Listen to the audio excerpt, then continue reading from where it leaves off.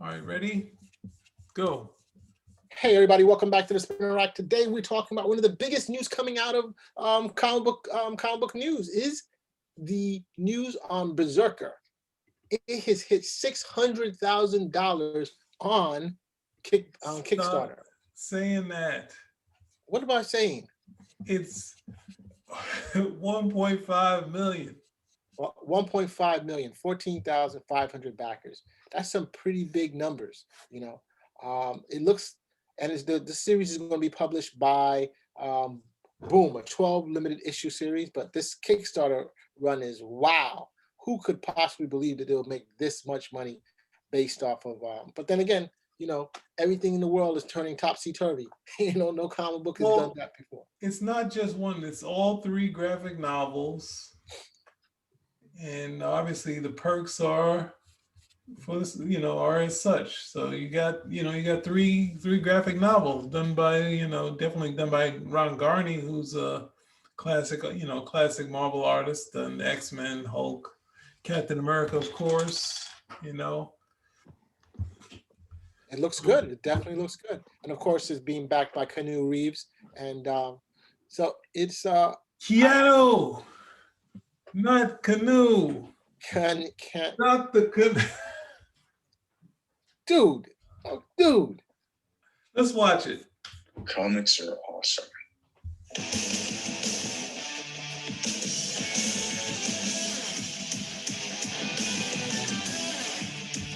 BRZRKR's got everything that you want from a comic book. It's got great drawings, colors, great story. It's got action, has a little romance, and it's about something.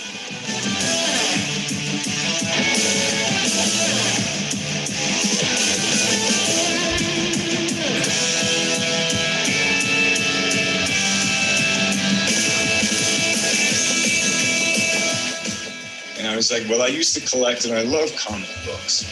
And they were like, so did you ever want to make a comic book? And I was like, yeah. You know, this idea of a kind of Viking, someone in a altered state, someone in a higher, heightened state, just out of control. You know, someone out of control and being compelled or driven to this thing in time like this, you know, kind of hiding in violence, you know, this kind of character trapped who, in a way, has to, with this curse that is compelled to violence, he understands the cost of it. He finds life precious even after all this time. And I feel with BRZRKR, we have some masters. Masters doing the drawings, masters doing the color, a master working with me in the writing. And the story that we have to tell, I think, is a lot of fun. So check it out. If you do, I hope you enjoy it. BRZRKR, Boom Studios.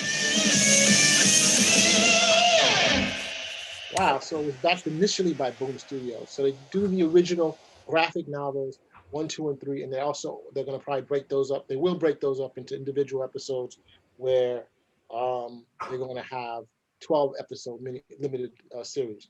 So hey, this is pretty interesting, you know. Very, very interesting going forward. Of course, bringing in someone as big as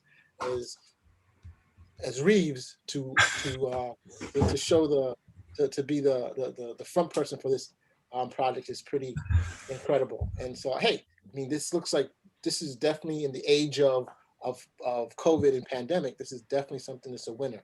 What's your take on this, Cal?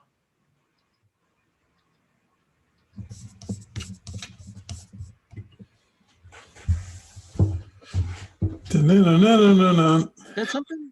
You were breaking up. I was breaking up. Yeah, I didn't hear everything you said. I said that. What's your take on this whole series, BRZRKR, from what you've seen so far? All right, I'm going to be honest. I think these guys have a really good thing going in that they had Keanu Reeves attached to it. Other than that, this is a standard hack and slash story. Can't deny that. Yeah. But now I'm still getting over these numbers. Like $1.3 million to make 3 graphic novels. Go.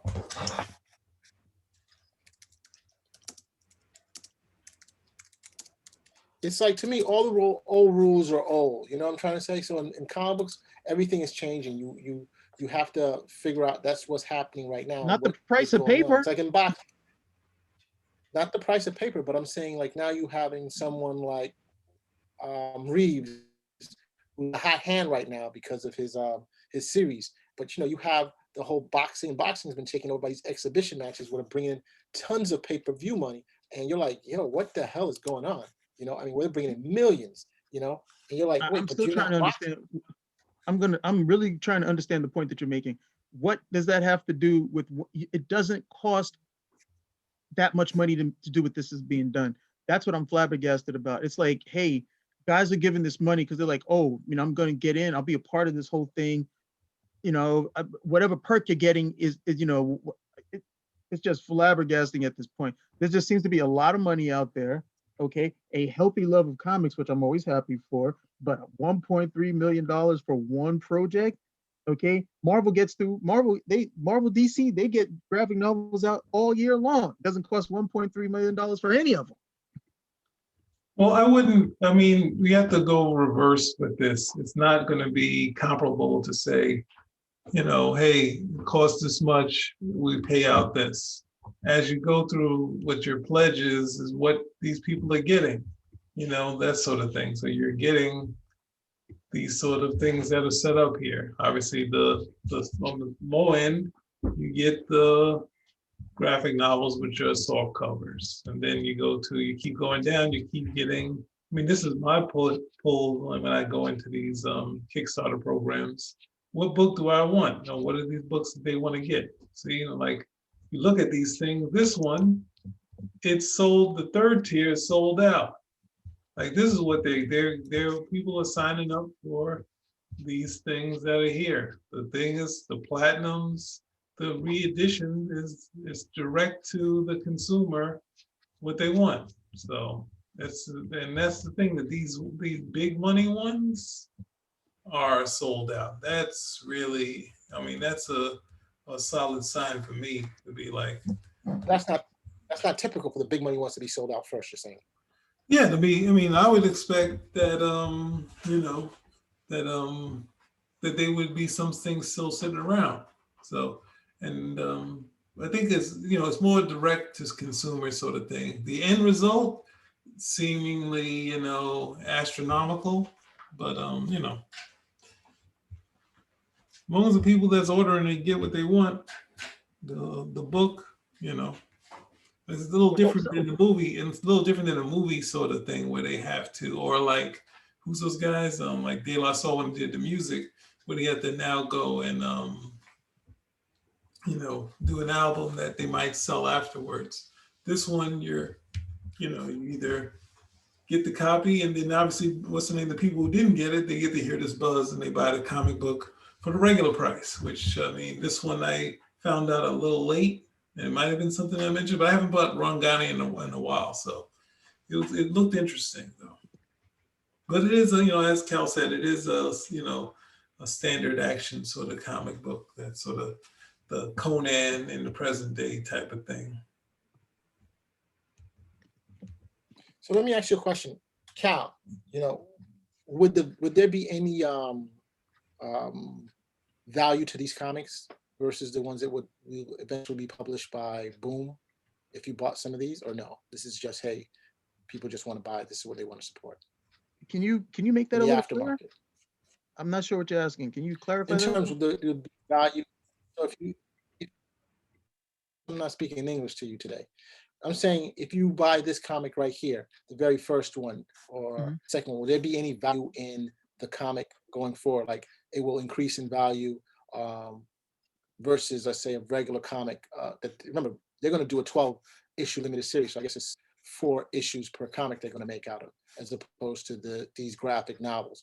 Is there any like if I bought this for $75, the second tier for $75 for these 3, will there be any chance the value of this could go up because it was only bought on Kickstarter versus Are you saying they're going to have a print run of their own and then it's going to go to Boom? Yeah. Yeah, the originals are, well, I don't know. I mean, it depends because the print run for the originals could be low, and then the print run for the trades at Boom could be even lower. So it depends on who's got it. There's some different factors. I mean, but the hype for this, I mean, I'm not sure. I would want to see how it shakes out because there's a lot of money in this. I'm pretty certain they're going to print a ton of copies of this book. And the way the comics always work, the rule of thumb is rarity and scarcity. So it, you print. I mean, these guys raised a ton of money. I would figure they're going to print, within the tens of thousands. When it comes to copies, so it's not going to be rare, it won't be scarce. Then you have to look, is there going to be some variant out there that, it's going to be harder to get, you know, so it's there'll be a lot of different factors in it. I'm certain that it'll appreciate somewhat in value, but probably not as much as guys are necessarily thinking about. And, it might have like a really good shot initially and then cool off a bit. There was some book, White Widow, that came out. Reminds me a little bit of that, not the whole Kickstarter and the raising of the money, but the book came out and it was really hot. It had this really nice cover. Guys liked it. And then they must have reprinted that book so many times that when I saw how many reprints were coming down the pike, I got rid of mine because I said, this is just not going to, I said, mine was not going to appreciate in value because of all these other ones coming down. It was going to be one of these rarer copies that nobody knew about that was going to be harder to get. That might be the same situation for this. So, expect some appreciation, but you have to wait and see how everything shakes out. Okay. So what about and I know probably Peter, you can also speak upon this. September 21st is when it's going to ship. You're like, I mean, September 2021, you're like, wow. If they've gotten all this back, why not have these come out faster? And some other comics that are lag time, but we're talking about 8 months from now, 7, 8 months from now. Wait a second. You're trying to say that because they made the million, they need the agreement they already made for their date. They need to make the date sooner because they made the million. I'm just saying, why would there be such a long lag time for it to come out? I mean, I would have figured they would have had. So, I mean, I'm not sure how it works in Kickstarter in terms of this. I usually think that when I look at some of these things, it seems that the stories are already complete. They have the 1 or 2 issues or 3 issues they want to do already done.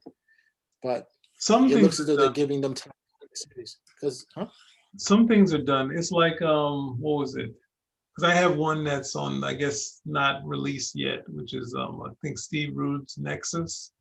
They finally made their way over to Nexus as a Kickstarter. It was very successful, but it's not, they're still finalizing it, and it should be, I think, shipping some point this year. But it's in the when you go through the Kickstarter, it's in the timeline is there, and when you don't hit it, you catch it.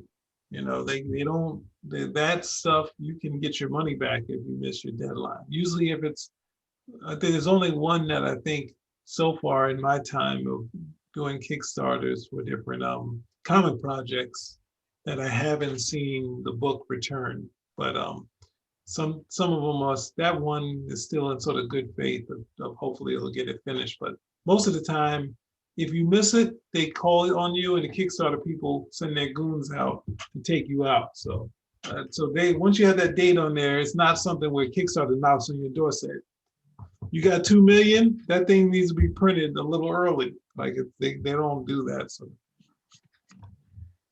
yeah, I mean, I don't think it normally takes for a comic book project to take that long to do, right? Usually, well, then that's not true. We've seen quite a few guys miss some deadlines left and right. So, just interesting. Very, very interesting. So any more on this, guys? Not for me. Right. Well, I mean, we know that it's and this is not going into some of the other people, but we have the stuff at Omni Press that's on there. That's starts on Kickstarter, then goes to the Omni Press sort of site that has their edition, which we met Jim Starlin. Remember we met Jim Starlin and Ron Mars. And they talked about their Black Book and whatnot. So this is sort of in that vein, but this is this is not I guess there've been other products that have been as successful. I'd have to check, but we get in the topics that Mars would be upset of talking about. So I guess that's it. So you're Spinner saying Omnipress, Out. sorry, you're saying Omnipress with like, Out, hold on, that's Omnipress like, out. you're Finish saying, what you're saying. Just finish it. What are you saying? I said Omnipress, right? This is who you said that's Starling, that's Ron Mars. Yes. Right. And so they're doing it, but they're not getting anywhere near that type established artist. The only thing I You can want to think of make me go there. You're going to make me go to Ethan Van Sciver and Cyberfrog. You want me to go there? go there. Let's see what we got. You made me do this.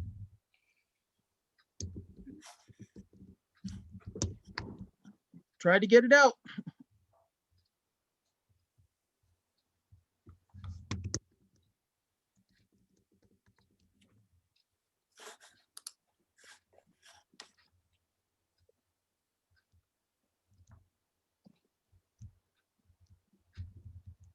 Oh, no, he's on comic books now. Let's see what we got here.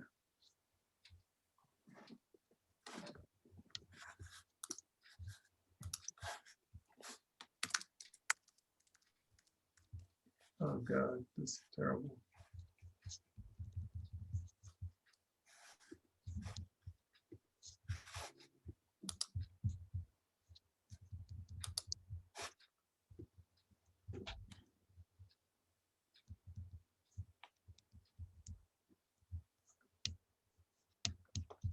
So I guess there's nothing for Cyberfrog, huh?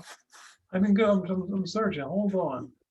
You want to test me like that? It's probably not going to be a million regretfully. So now you got what the Cyberfrog. I was looking at the other guy. Regretfully.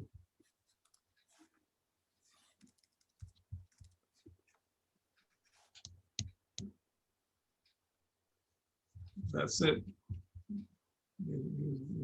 Yeah. Push so- me to the. Well, thank you very much, everybody. Not done. We're not done. There you go. You're right. It didn't do as well. It only did 1.1 million. Wow. Wow. The And second. they're coming out in May, not September. No, this is earlier. This is from last year. Oh, No wonder he's talking all this scat about DC Comics. Yeah, you got 15 campaigns, killing it. yeah, he doesn't need it anymore.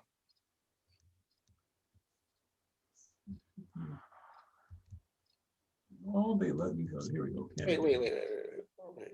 Go back to that campaign you had before. What? So you can try to poke holes in it? If there are holes, there are holes, bro. Give me a sec. So I mean, I just want to make sure I understood what I just saw. There you go. You got one that's only Only $500,000. But with 8,000 backers, okay. I just thought I saw something that said just 97. Hey, people like cybernetic frogs, so be it. You know, that's their thing. I don't know anymore. I don't know if this is about the material that he's producing or it's about him. Yeah, I think it's more about him. What about him is getting the public? There you go. Wreck Planet. Okay. Yeah, it's 10,000 backers. It was good. Not bad. Okay, so it is a market that can be done. I don't think it does. There's that many $1 million or $600,000 comic book sales, but it can be done. Simple as that. Well, the thing is meeting your goal. That's the thing.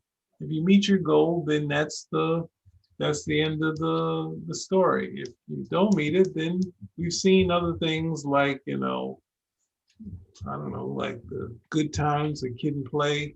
As far as comic books, we had Rob Liefeld's Brigade didn't make it, Well, I mean, getting your audience, so and having enough of an audience to help take care of what you're looking for. You have to have successful ones too. And it doesn't help that you are also active in social media too. He's pretty active and he has a pretty strong support base. So listen, let's wrap it up. So thank you very much for listening. If you like what you saw, give it a thumbs up, a comment, spin a rack. Out.